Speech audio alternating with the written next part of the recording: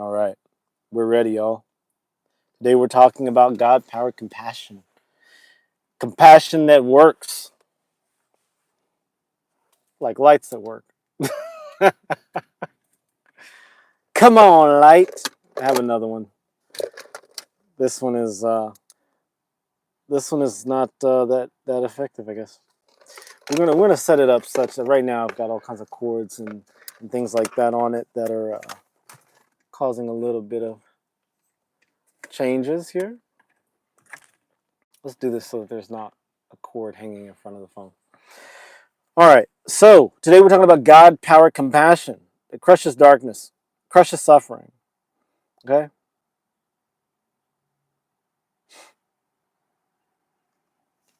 This is outdated. I'm just updating my notes. Oh, let me go. There's no one in the chat, but we're still gonna go. We're still gonna make it happen. I'm going here. All right, y'all. So God-powered compassion crushes darkness. Our prayer as Apex Humans is, Lord, we give you permission to surprise, amaze, favor, bless us beyond anything we've ever imagined. That is our prayer as Apex. We say, Lord, you have our permission to bless us and to favor us beyond our imagination. Surprise us today. So, have you ever, let's get into the talk. So, have you ever helped someone and noticed that it ended up hurting you, most importantly, or it even debilitated them and hurt other people? How did you handle it? Let me know in the comment section below. So, last year I was doing my normal health screening thing because I'm an adult and I have adult relationships and I like to be intelligent and responsible about my health when I'm having partners. So I was doing my typical screening when I am engaged in activities related to being an adult. And there was a man with his daughter, a beautiful young daughter, a little kid, basically. And I saw that they had, I'd been taken care of. The people were helping me. They were doing everything. It was a wonderful experience for me. I was being favored. And at that time, I didn't appreciate that I deserve favor. I am worthy of favor. I'm a child of the Most High God. So when favor comes to me, I just accept it and show gratitude and keep it moving. I don't try and give it to everybody else. That's the topic of this video. And so this man was sitting there with his daughter, and I asked the staff, I was like, have you guys helped him? Because I could see that he had been waiting there longer than me. He and his daughter had been waiting there. Like, he was frustrated, and beautiful little daughter who was very, very respectful and kind. They were Middle Eastern. I think they were Iranian or Pashto or something like that. The language sounded Avestani-based or something. And so I asked, and I said, hey, is there a way that we can get him checked out or taken care of? And lo and behold, he comes in, and this guy was a total bumbaclot. He was cussing and yelling and screaming at the lady. Sorry for the Jamaican listeners. I know it's a bad, bad, bad word. I mean, the American and whatever other speakers, they don't know how bad that is. So part, but he was really, that's the best word to describe him. He looked like he was calm, but when the lady that I sent to him came to his aid, he blasted her. And he was a total unreasonable person. I mean, like, I'm about to blow this place up kind of anger, And it was so embarrassing. And I was like, oh, I'm so sorry. I looked at the lady and I said, I'm so sorry that I helped him out. I'm so sorry that I tried to get him some support. He didn't deserve it. He'd been waiting there for hours. He had told me this. And he didn't deserve to get help. He didn't deserve favor. So today's video, we're going to talk about how you can show compassion without being taken advantage of and without causing more harm. We're going to get right into it. There's a lot of activity. Let's see what's going on here. All right. Hello, Kelly. I think I remember you. And let me turn up the light on this so I can actually see I can see the comments. Okay. Okay. All right. Kelly says hello. Hello, Kelly. Welcome, welcome. Slick says, I just don't do it. I guess it's in reference to something I said earlier. And then says, God and we kept me in place. Well, good for you. If you have found, Slick, that serves you, good for you. All right, so today we're talking about evidence-based compassion versus gummy worm compassion. There are forms of compassion that actually make the world a worse place. By the end of this video, you will know how to show compassion without getting played. You'll know how to stop confusing weakness with God's love, because God's love is not weakness. God's love is intelligence and brilliance and power and success and joy. You'll know by the end of this video, you'll have the power to crush suffering without losing yourself. You will know the apex Christian way to help others without being used. And you'll also stop feeling guilty for protecting your peace. We've got to stop doing that as apex humans. We have got to stop, giving up our peace. Like, if someone is suffering around you and you're a happy person and helping them impedes your happiness, that's what Jesus said in Matthew 5, verse 30. He said, if your right hand offends you, cut it off. Again, a gummy worm would read that and say, okay, well, my right hand is offensive to me. Let me go cut it off. Okay, just let them do what they do. But that verse is actually saying if there's some responsibility, because the right hand is a representation of authority, responsibility, power. And so if there's a responsibility in your life, a relationship, a job, a friendship, or whatever, that is offending you, meaning it is getting in the way of your God-given destiny, cut it out. And so if helping someone is going to impede your joy, it's going to sacrifice your happiness, do not do it, because as an apex human, your happiness, your joy, your peace, and your power are the gifts from God. If you throw those away, you are giving your pearls to swine. Jesus called these people swine. And I'm not saying, yeah, he did. Let's just go with it. Jesus was not a pansy, okay? He called people swine. He beat people up and he cursed a fig tree. People would think Mr. Nice Jesus never cursed anybody. There's stories outside of the Bible he did worse things, okay? And I tend to believe those stories because they're biblically based, even though they're not in the Bible.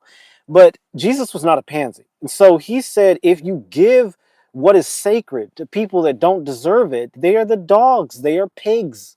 And dogs and pigs were disgusting creatures. Now, I like dogs. I don't care for pigs. I don't even eat them.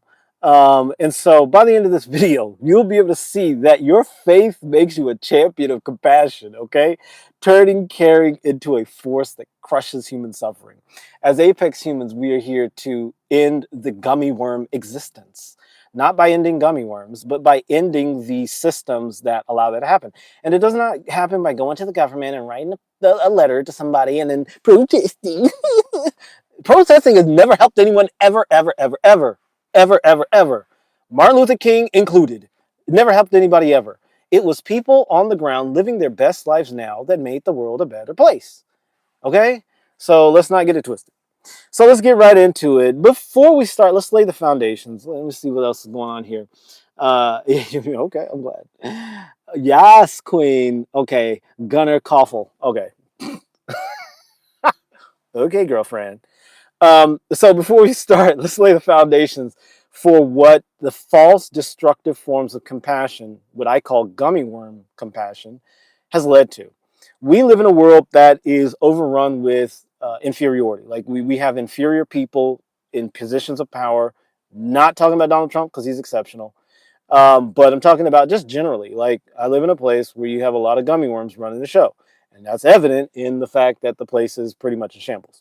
And so that has to change. But it's not going to change without us getting on the feet and doing what we got to do to make our lives better. So let's get into it. How did compassion get ruined? Who ruined it? Well, it was humans. It was us apex humans that ruined it because we gave up. So there was a golden age we all come from, all right? And at that time, there was no sickness. This is a story I'm going to tell you, so just stay with me on this. We come from a golden age, okay? We don't come from apes and all that stuff. Gummy worms come from apes, but we come from God. Like, we were the angels that fell to earth and became humans. There's an entire segment of angels. They're actually called virtues, and that's what we are, okay? Jesus was saying that in John 10:34 and 35. He said, you are the Elohim, you are the Theoi. And so you can look it up, read it yourself, do all the research on it. Nobody wants to talk about it, but it's right there in the middle of the New Testament. It's for us apex humans. It's not for everybody. He's talking to us. So anyway, during this golden age, everybody was like us in that sense that they had a divine purpose. They had a divine place here, okay? There was no sickness, there was no fear, there was no death, there was none of that stuff. People lived for centuries, yes, even for millennia. Death was not something people feared. They were just like, okay, I'm done having a human body, a physical body. I'm done. They would lay down, the body would dissolve, and their consciousness would go somewhere else. This is just how it was. And this is the Egyptians, the Cometians called it the Zeptepi. It was called the Golden Age by the Greeks. There were a lot of ancient cultures that talked about it. Okay, it existed. It was a real thing. You know, modern scientists don't accept it, even though all the artifacts are blaring in them in the face. You go to Egypt, you go everywhere, Peru, Saksai, Wamano, Yanta. I can go on forever. Gobekli Tepe. All of these things are the remnants of that culture, of those cultures. Okay, and so a cataclysm hit, destroyed it all. Most people died or left this realm. They either walked through portals or things like that. No, it sounds crazy, but if you're Apex, you get it. Because you were one of us. Okay, we did all this stuff. All right.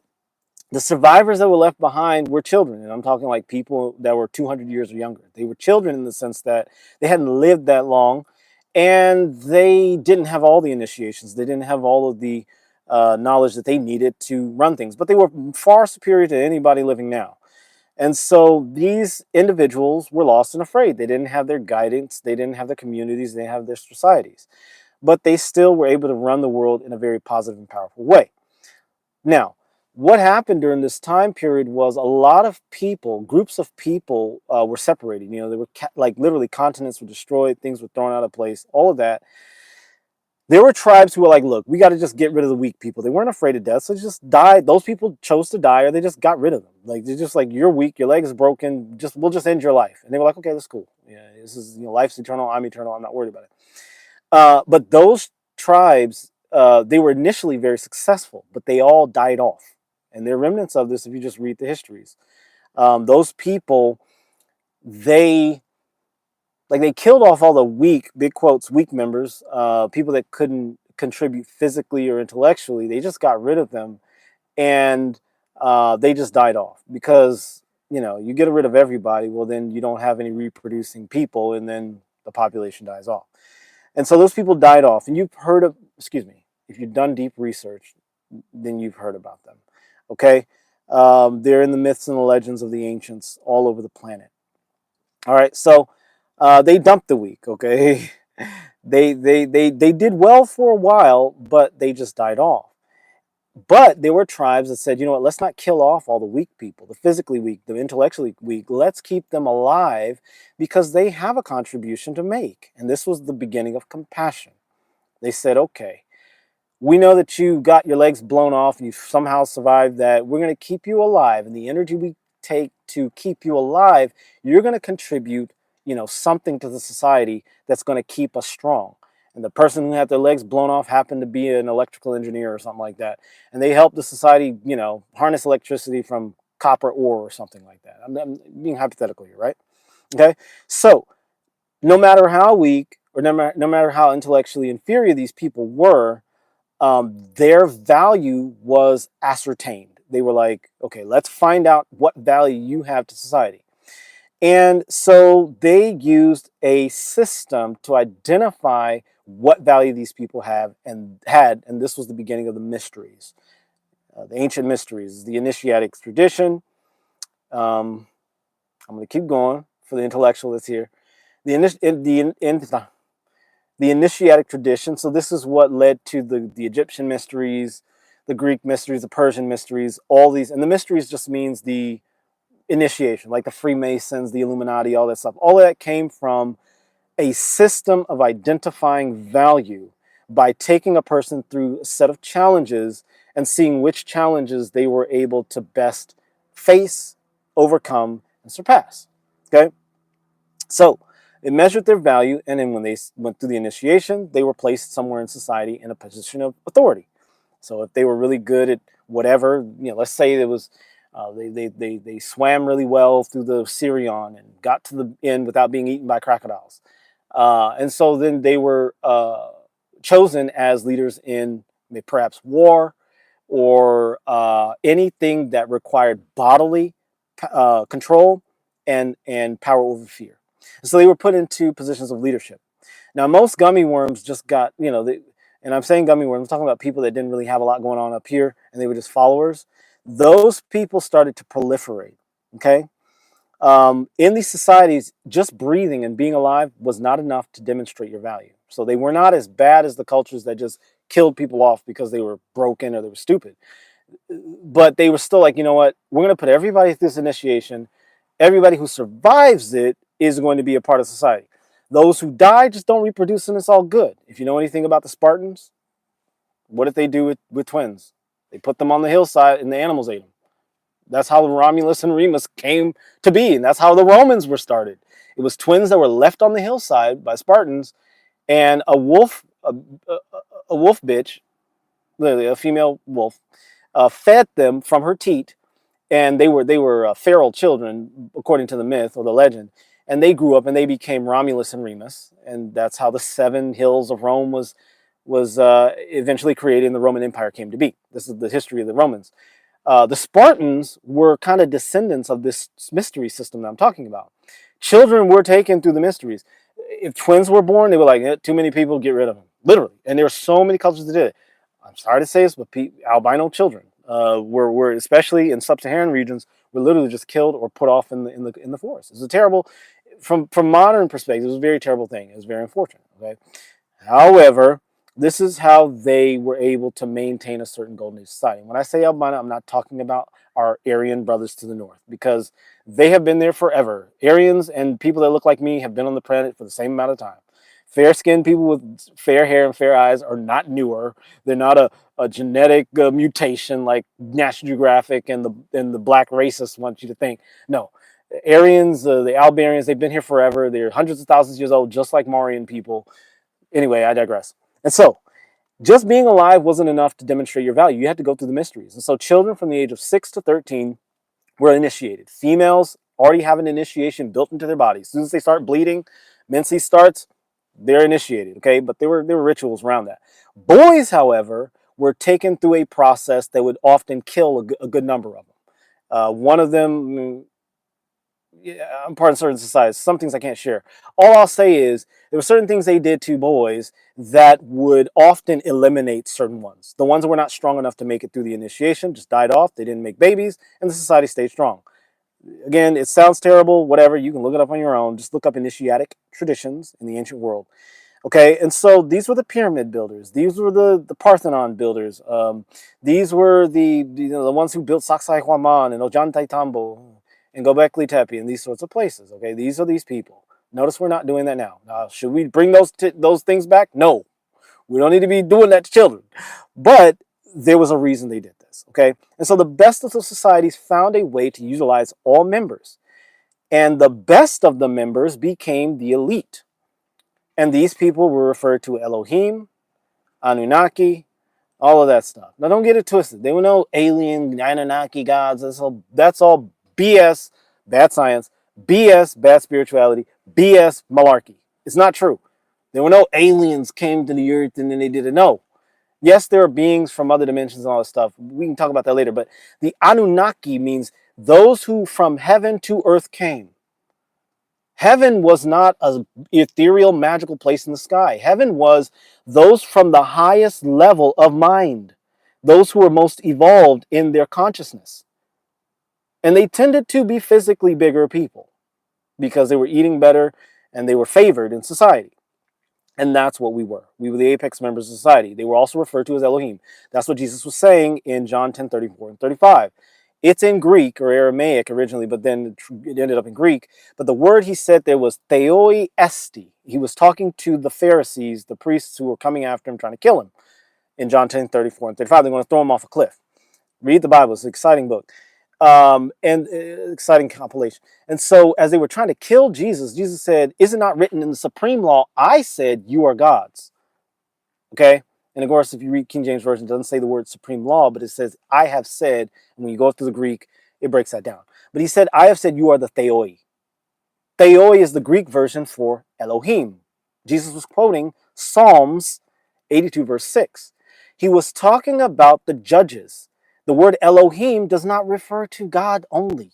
It refers to thrones, which are, places of power. It refers to angels. It refers to leaders, kings.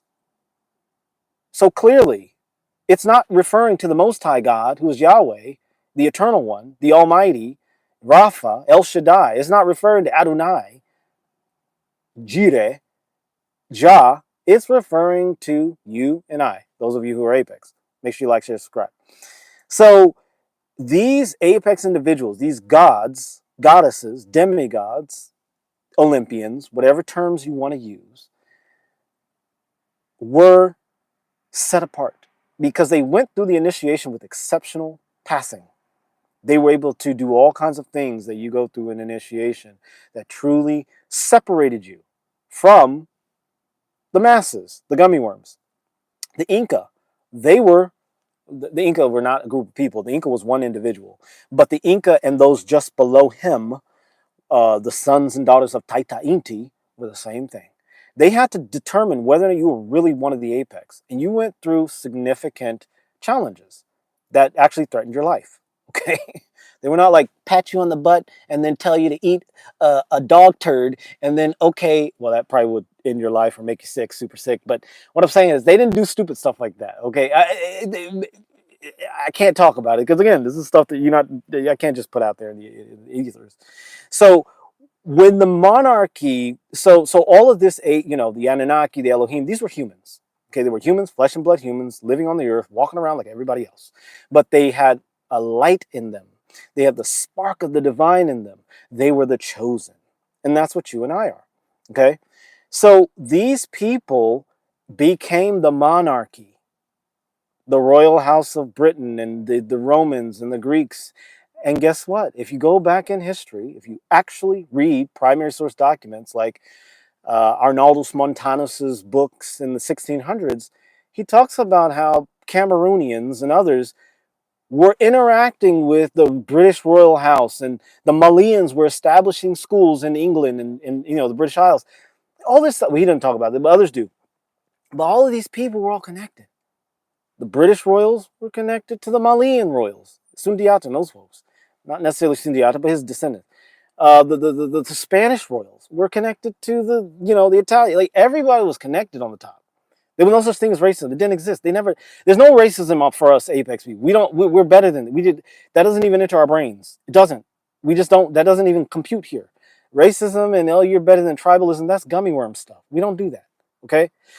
But the Frenchies, the friggin' French, came and destroyed the monarchy with their blasted revolutions, and that was the end of the very last of the monarchy. What you see in the royal house right now, they're not the top. Okay, they're the last of the last of the last.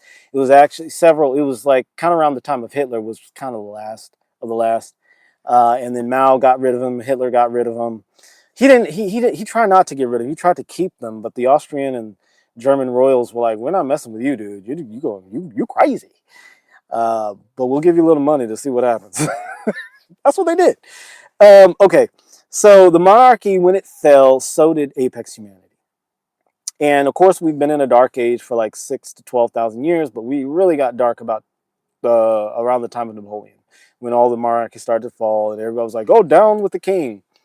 The kings and the queens and the royals and all those people they're important. They should have stayed. But it's okay. We went through a dark age. We're getting out of it. We're coming back. So this is how we came to this place where compassion has become caustic. It's become destructive. It's become a sinful, terrible, against God thing. And I'm going to call it gummy worm compassion.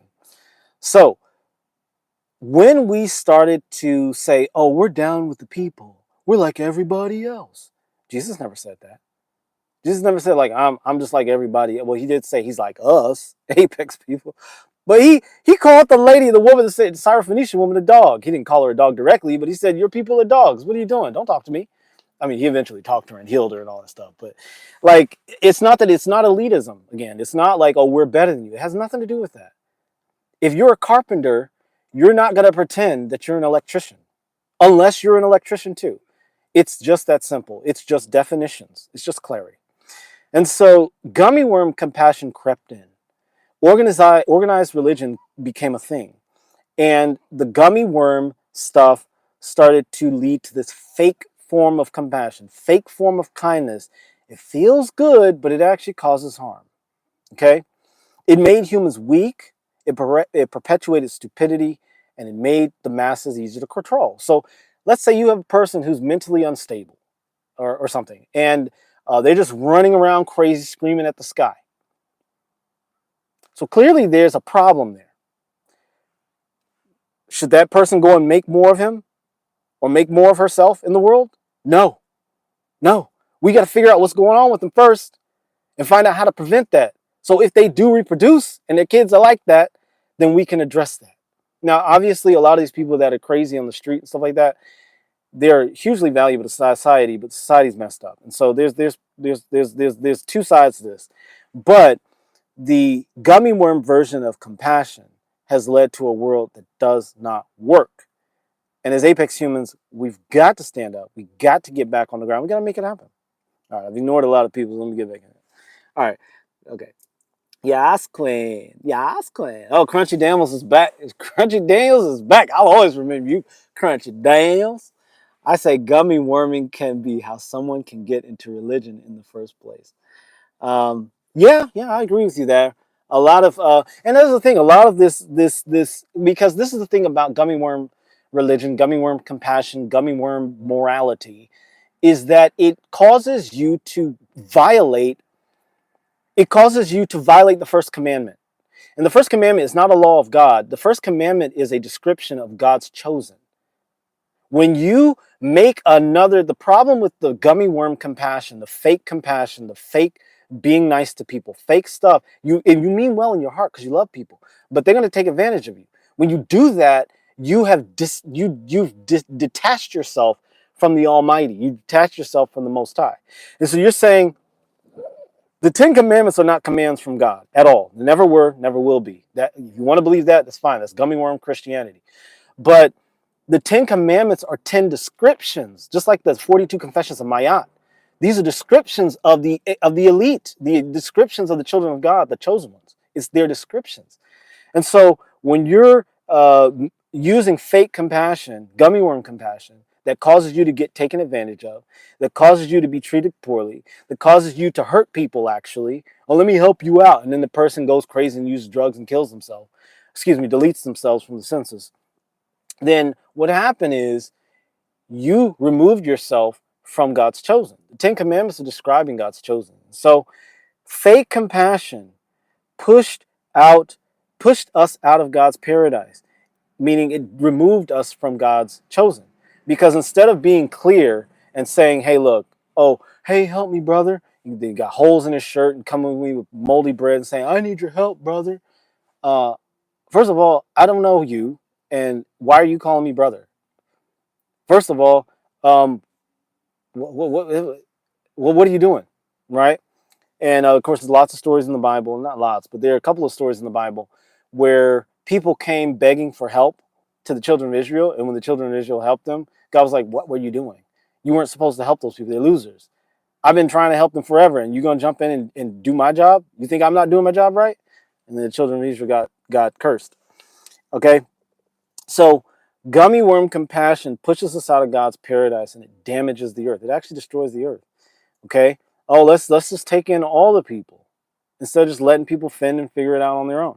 All right? It destroyed the divine caste system, which is the monarchy under God and monarchy over the elites, and then the elites over the masses. All right? Which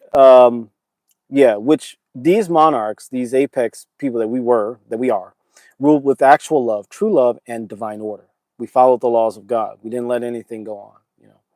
Okay? The gods, the Elohim, the Anunnaki, they weren't aliens. They were just us. They were just people. Regular people that, not regular people, but exceptional people. Okay? So when this fake compassion moved in, it replaced true compassion. It replaced true compassion. True compassion is not, oh, my cousin is a drug addict and he's bashed his mom's head in while he was on a drug rant. And so now let me pray for him and then give him a place to stay and love him. No! Send him use the money to send him to a place where he can get help. Like an asylum, which they closed. All of the asylums. Again, fake compassion. Fake compassion removes real help from people that need it. And we got a society right now that doesn't work. I mean, we're going to a golden age, so it's not a big deal. But we got a society of people that are broken, that are messed up. Look at our border. Everybody's rushing over. Well, they're not anymore. But back in the day, everyone was rushing over. And there was a girl, beautiful, attractive girl that I worked with, a young lady working hard, just got working as a search tech, was murdered by a guy that was supposed to not be here. He had been deported 3 times. And then he it was terrible. I'm not gonna go into that story. This was many years ago. But that's fake compassion. It leads to more problems in the world. We've gotten to this point where as humans, we're like, save every person. Let every person live. Maybe not. Now, I'm not saying like expedite the process. All I'm saying is, hey, look, maybe we let nature take its course. And I'm not saying be barbarian savages. You know, if someone's bleeding out of their head because the drunk driver hit them, yeah, go in there and help. Yes, we got professions for that. EMTs, firemen, police. But there's a certain point where if someone's so messed up, I mean, a friend told me this story where there was a heroin addict guy who broke into his house. He lives outside of the country in well, it's in the country, but not in the country. It's Puerto Rico, it's the United States, but it's not the United States. Anyway, this guy was during the hurricanes, and this guy was like, he took a little kid and was like trying to break into this building, right, on my friend's property. My friend had to shoot him, and the chief police was there, was like, remove him from the census. I'm making this clean. He was like, remove him from the census. And so my friend was like, oh, I don't want to do that. And okay, it was compassion for him to do that. And I agree with my friend. He did the right thing. But guess what happened? Of course, he, did what he had to do. That's all I'm going to say about that. But, and the guy, survived the process. And guess what? 2 years later, the guy, he was in jail for like several years. And then he got out of jail. And guess what? He died of heroin overdose. So was that really compassion? This guy got to suffer for another 7 years on the earth. I'm not saying that we need to expedite the process. I am not advocating that. We're children of the Most High God. We ain't got to do that. But false compassion perpetuates suffering. False compassion sacrifices you in the name of being a good person. And who are you pleasing? You're not pleasing God because God sees your heart. God knows you're trying to please those people over there. Hey, look at me. I'm a nice person. I gave money to this charity. It's a fake charity. Or I don't know, I helped this girl, all those like bun guys that are like, I'm for the women. I'm a feminist.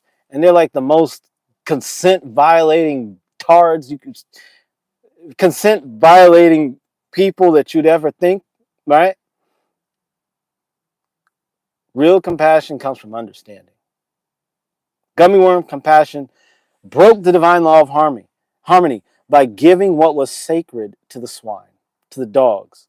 And Jesus said, give not that which is holy to dogs, neither cast your pearls before swine.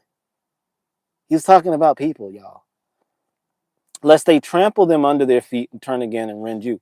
Again, we don't actively go after people that aren't worth a dime. We don't do that. We're apex. But we do keep our stuff for ourselves. Okay? You're going to come and be hostile toward me and try and take all of that I've got, that I'm trying to give to people that potentially deserve it? No. Yeah, that's not going to happen. You want me to feel sorry for you? If I feel pity and sadness for you, well, that's making my day bad. Guess what? I'm not going to do that. I like being happy too much. Because when I'm happy, God's light shines out of me. And guess what? All the world gets to see God's beautiful love and joy. They say that's a child of the Most High God. Even if they're an atheist, they'll see it. They'll feel it. So what's in you? Why are you so happy and at peace? Why do things work out for you? Child of the Most High God. You live it. Okay? False compassion takes you out of that category. It makes you a gummy worm. Or at least it makes you a victim of gummy worms. And if you're an apex human, you can never be a victim. It's not possible. So you're either a victim or you're apex.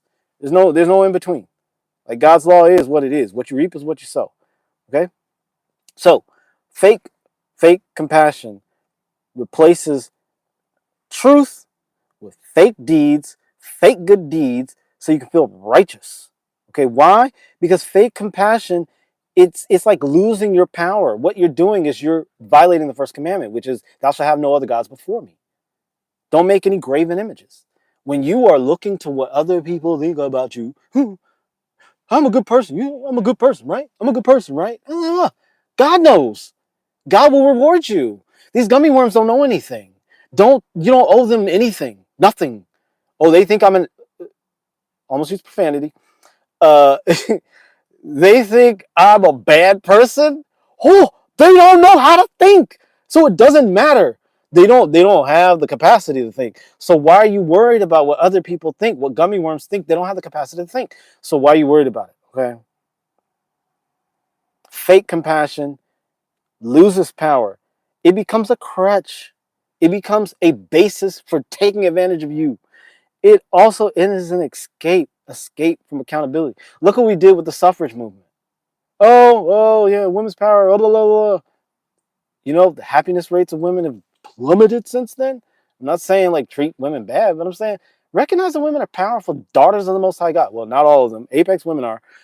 Okay. But like I used to do that. I'd be like, oh, I have this friend and she's dating this guy and he puts his hands on her. Let me go in for. And after the third police call, I was like, so we're not friends anymore if you keep letting this happen. And then she started putting her hands on him. So violence is a two-way street, y'all. Anyway, no, she dumped the guy that was putting his hands on her, and then she went and got another guy. She beat the bejesus out of him. I was like, well, at least she's beating him, so I guess we can still be friends. And I was at a different place then. That wasn't me. It was a younger version of me. Didn't know anything. I was pretending to be a gummy worm at the time, even though I am an apex child of the Most High God. Anyway, so all of this stuff leads to moralistic minions who ruin humanity and run humanity today. You can see it, and you go to some of the messed up, most corrupt parts of the world, tend to be the places where you have the most fake compassion. Oh, we're gonna help these people. We're gonna give a break to these losers. They're not losers. You've made them perpetual losers. Okay, because of the color of their skin, we're gonna give them a break because they have more melanin in their skin than we do. We're good people, right? You see how we're good people?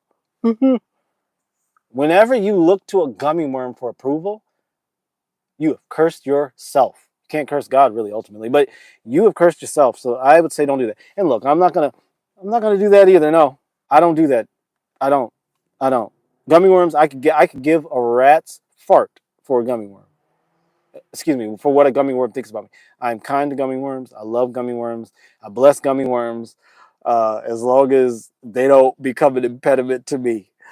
So, fake compassion leads to 9 deadly sins. And we already talked about this in other videos, but I'm going to go over these 9 deadly sins because you probably don't know. You probably do know if you're Apex.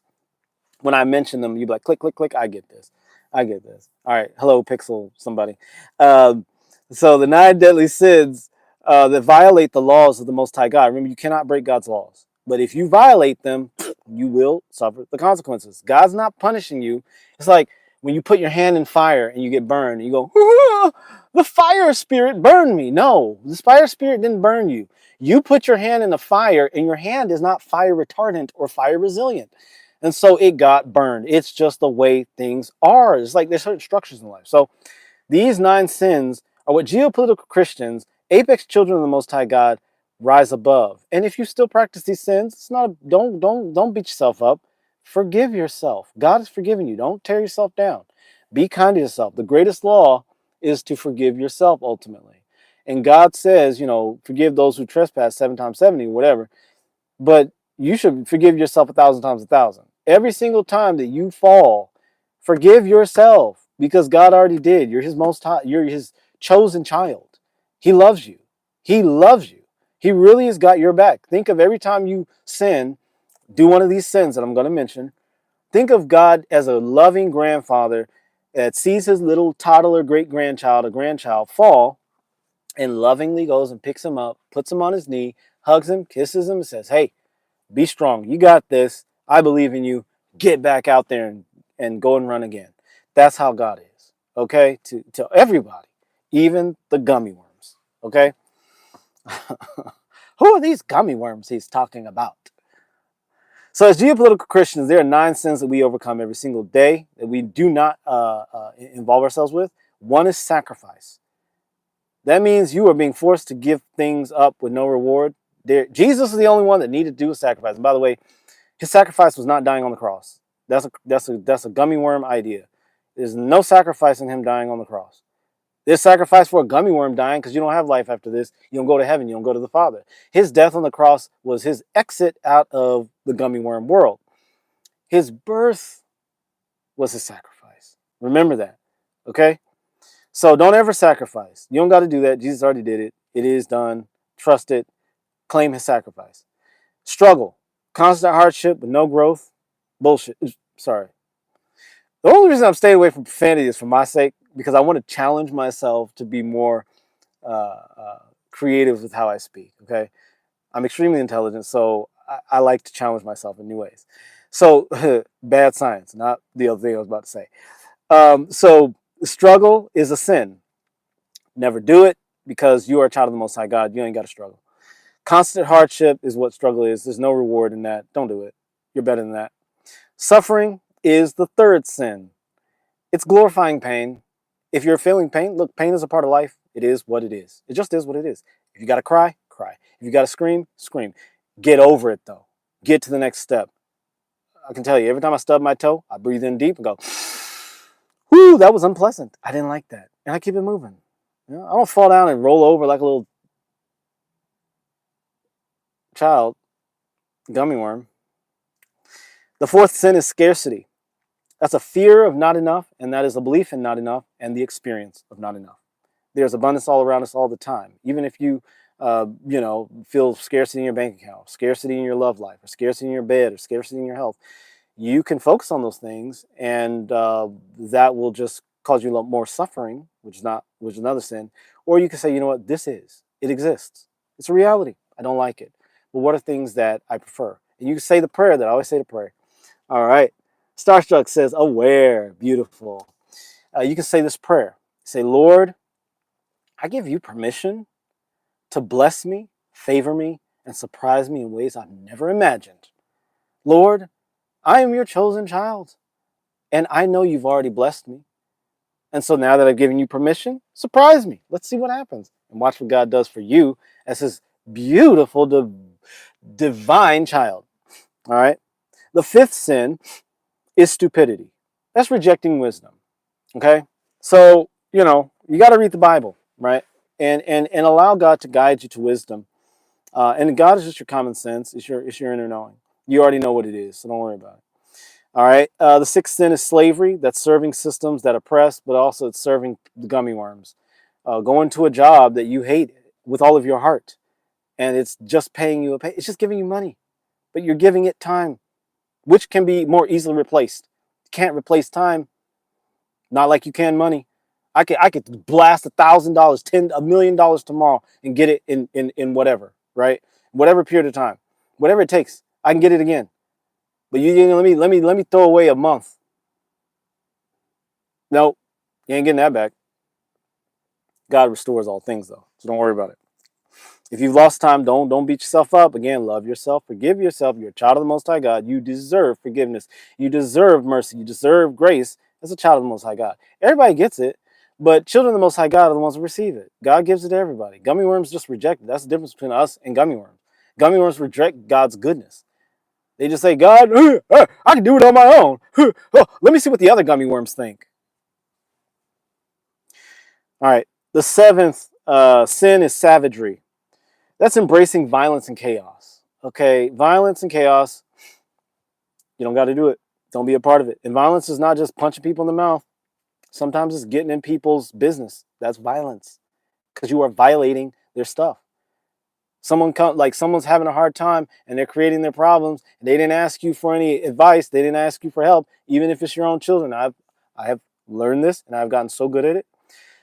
Even if it's your own children and they didn't ask for your help and they don't want your help, getting into their business and trying to fix and save them, violence, because you are violating their relationship with God. God's talking to them all the time. You think they're going to listen to you?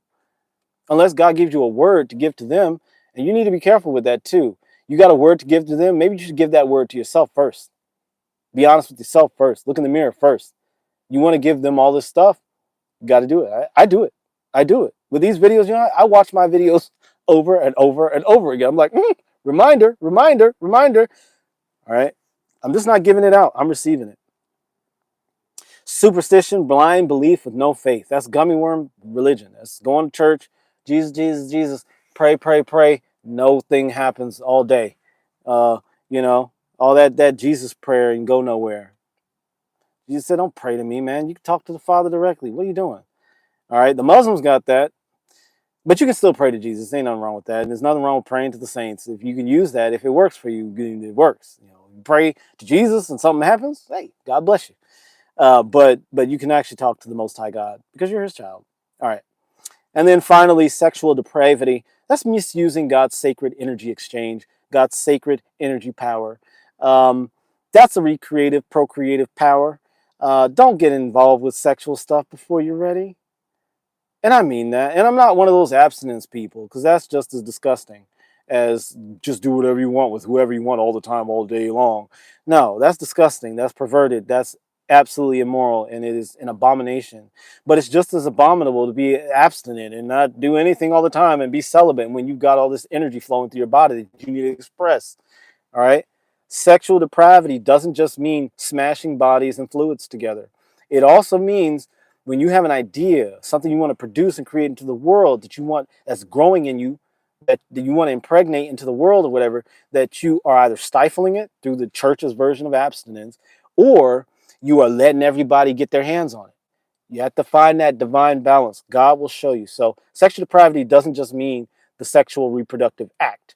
It also gets out into how you create things in the world.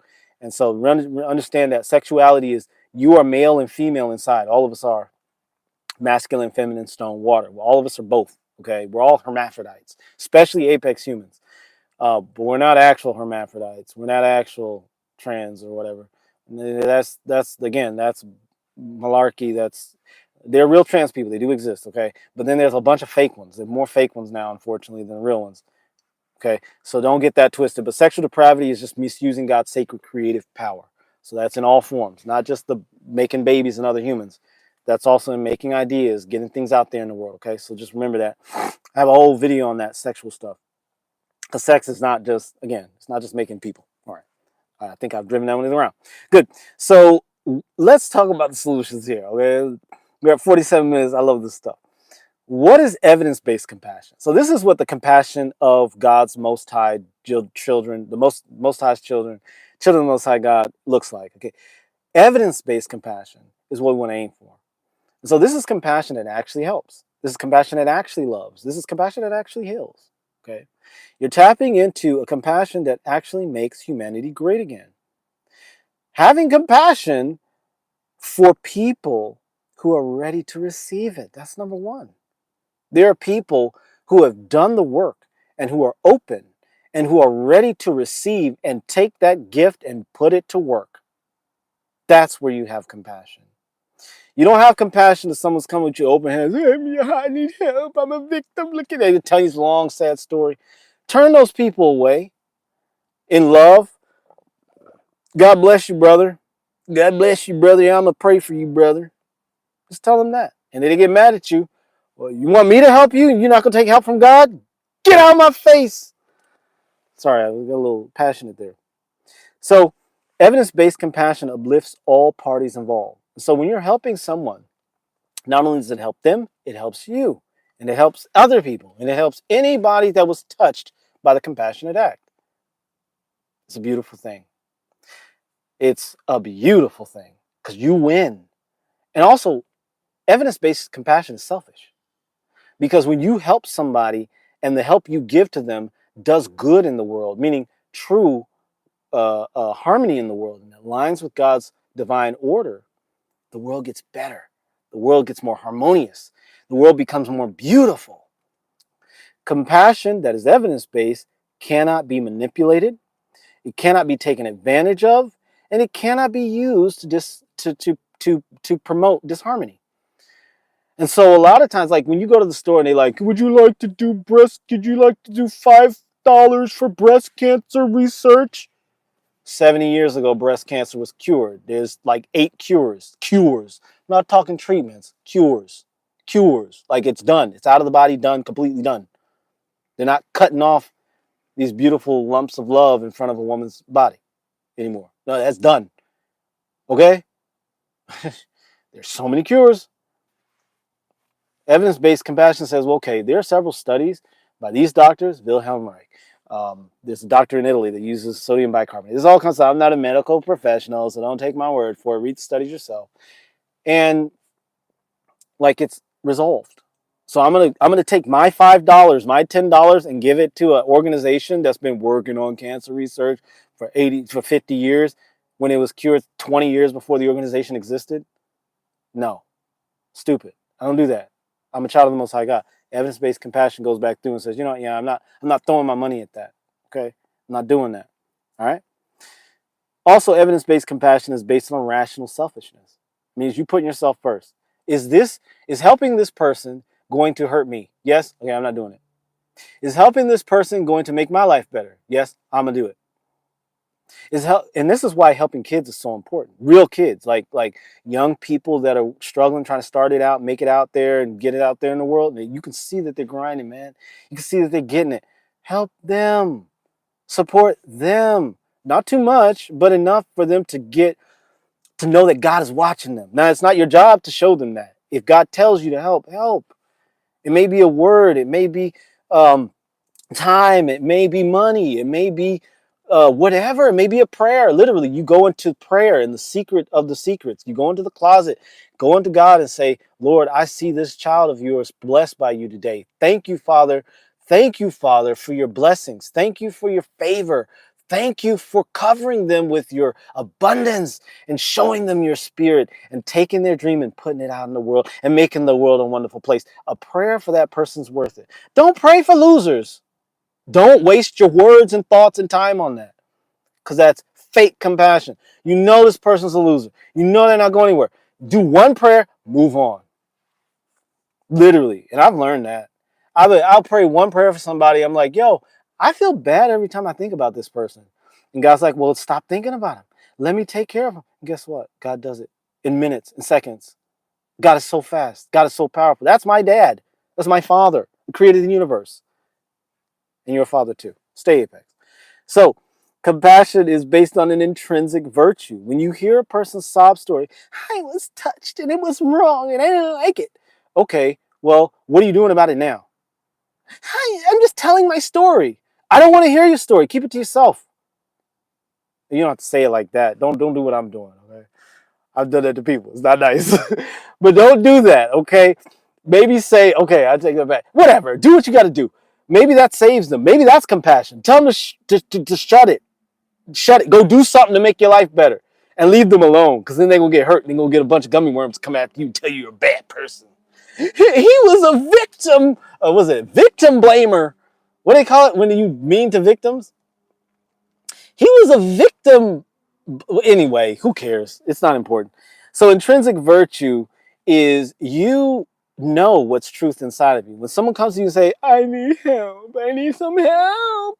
And you go, something's off about this. This ain't right. Something's off about this. And then you don't help them. And then you see them take off their fake homeless clothes. And then they got an Armani suit underneath. I don't look. I'm not gonna hate their game. I mean, they do what you do. It's your business. Okay, get it, bro. Get it. Like, but I'm not gonna give you my money. No way. Not today. Unless I respect your look. I was hustled in Egypt so many times. This one kid. I'm gonna tell y'all this story quick. I was in Egypt and there was this little kid that hustled me good, boy. He was so freaking good. I was at the pyramids. I was at the Sphinx. And this little kid came to me, Joe. He said, Americans, I like Americans. You're my brother. You know, he was like 5 or 6 years old, whatever. He's like a young kid, right? And not like the little kids in America, man. This kid was a gangster. You could tell he had been through some stuff. They didn't have any no child left behind stuff in Egypt. So anyway, he came up to me and he had this stuff and he gave it to me. He was just like, no, man, because you're my brother. I love you. And it's like, we love you. We love the Americans. And he just gave me the stuff and walked away. And I was just like, that's his money. He just gave me. He just gave me his money. Just walked away. He's like, thank you. I just really respect you. And I appreciate you. And walked away. He said, just take this. Because at first he was trying to sell it to me. I was like, no, I'm not buying it, man. Leave me alone. And then he's like, you know what? No, just take it. Because I respect you so much. I love Americans. And he walked away.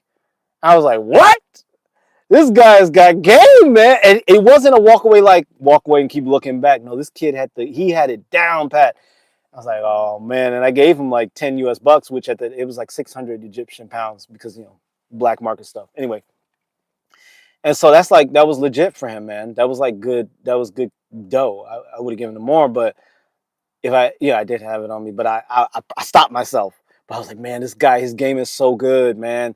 And I just gave him 10 bucks, and he was like, no. He actually said no. He's like, no, I really don't. It's a little kid. I was like, yo, yeah, you deserve this money, bro. You're a business killer out here. And you deserve it.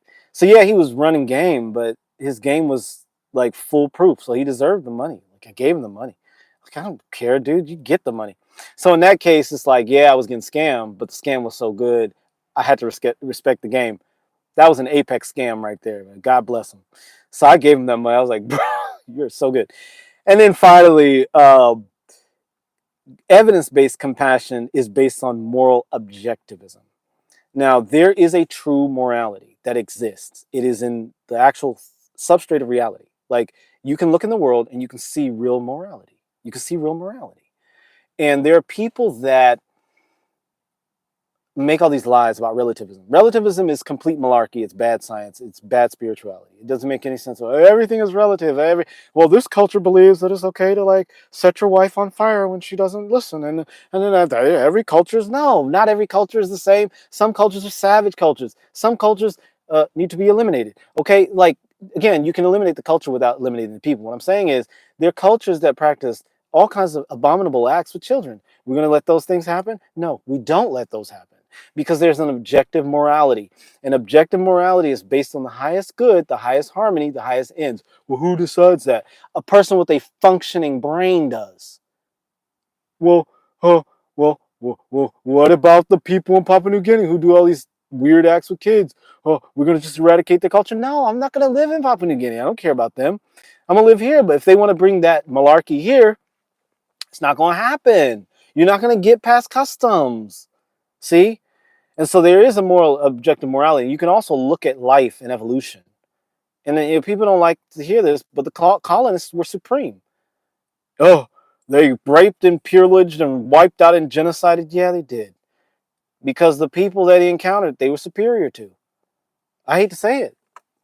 I didn't want to, I used to be one of those people that believe the lies about, oh, the colonists, they were bad people and racism and you know why? Because my ancestors, the indigenous people in certain parts of North America, were told when the white man comes, when he comes, don't take his fire water, take his Bible and leave everything else alone. Oh, what did we take? We took the fire water. We take the bang stick. Oh, we didn't make it. False compassion says, oh, we got to value everybody's story. No, we don't. Value the stories that are valuable to you. Value the path that is valuable to you. There's an objective morality. It exists. And the way you can see it is look at the people that are winning in the world. They get it. So anyway, that's what I got to say about that. Next video is about how humans clean the life too much. I don't know. That might be too caustic. But humans kind of do. So make sure